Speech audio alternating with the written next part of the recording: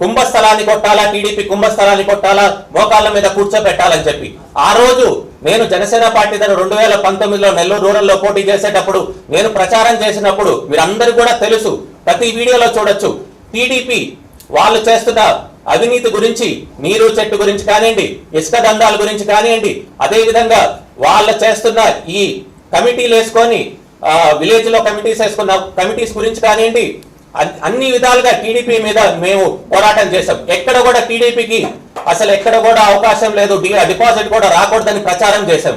వాళ్ళు 2014లో ఇచ్చిన హామీలు మేనిఫెస్టో దాదాపు నాకు తెలిసి 52 పేజీలు ఉంటది. దాంట్లో ఒక 10% కూడా వాళ్ళు ఏమి దాన్ని పూర్తి చేయలేదు. కేవలం మాయ మాటలు చెప్తారు. చంద్రబాబు నాయుడు అంటే కేవలం ఒక అవకాశవాది అని చెప్పి ప్రతి ఒక్కరికి ప్రజలకు తెలుసు.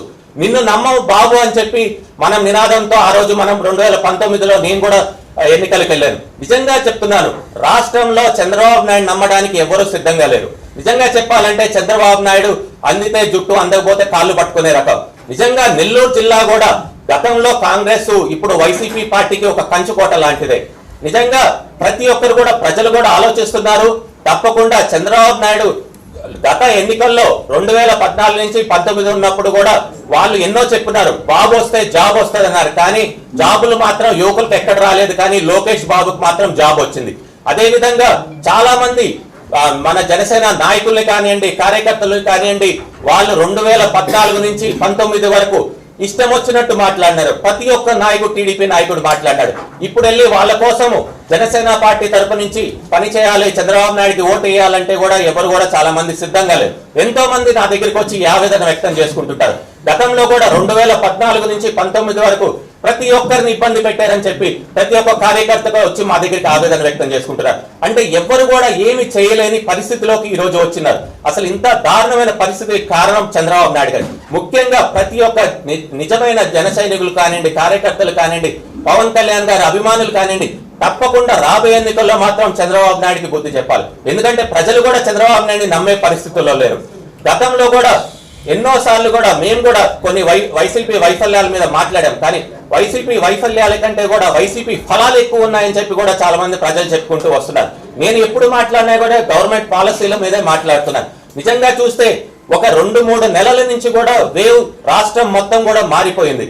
నిజంగా చెప్పాలంటే వైఎస్ఆర్సీపీ ప్రభుత్వం మళ్ళీ ఈసారి ఏర్పడుతుందనే నమ్మకం కూడా గట్టిగా అందరిలో వచ్చింది. ప్రజలు కోరుకుంటున్నారు. మార్పు అయితే మాత్రం ప్రజలు కోరుకుంటలేదు. మళ్ళీ కూడా ముఖ్యమంత్రి శ్రీ జగన్మోహన్ రెడ్డి గారే వస్తారని కూడా అందరూ కూడా కోరుకుంటున్నారు. ఇది నేనే కాదు, ప్రతి ఒక్క రూరల్ ఏరియాలో కూడా ప్రజల్లో కూడా అందరిలో ఉంది.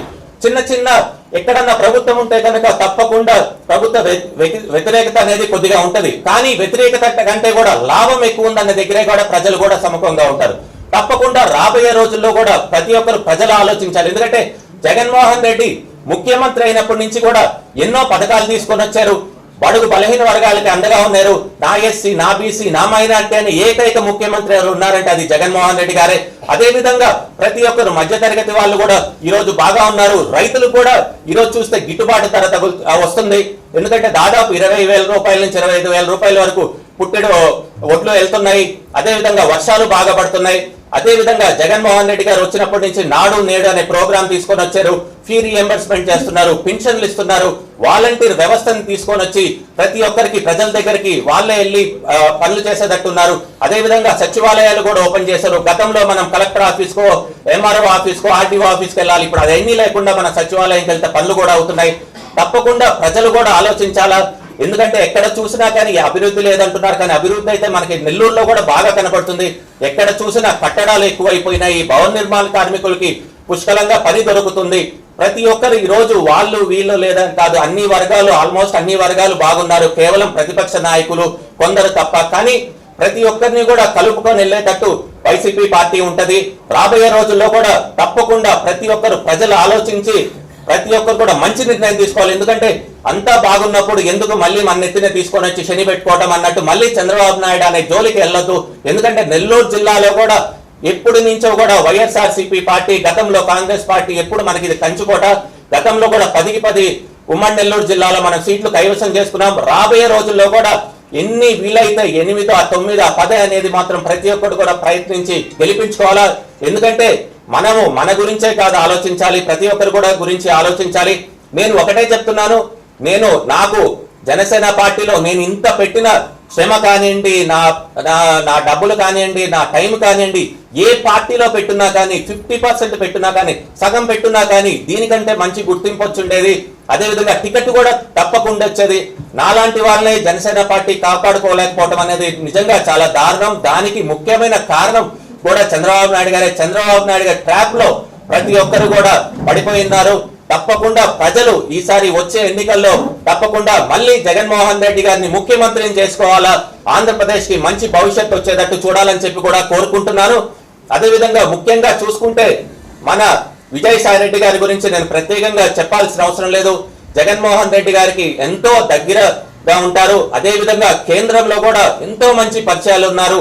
ఎవరు అధికారంలో ఉన్నా కానీ వాళ్ళ దగ్గరికి వెళ్ళి పనులు చేసుకొని రాగలిగినంత సత్తా ఉంది. ఎంతో తెలివైన వాళ్ళు, ఎంతో అవగాహన ఉన్న వాళ్ళు. తప్పకుండా అలాంటి వాళ్ళు మన నెల్లూరుకి ఎంపీ అయితే కనుక మనందరికి కూడా ఉపయోగపడుతుంది. ఎందుకంటే మనం చూస్తే దాదాపు 2004 నుంచి 24 వరకు కేవలం కాంగ్రెస్ వైసీపీ పార్టీ గెలిచింది.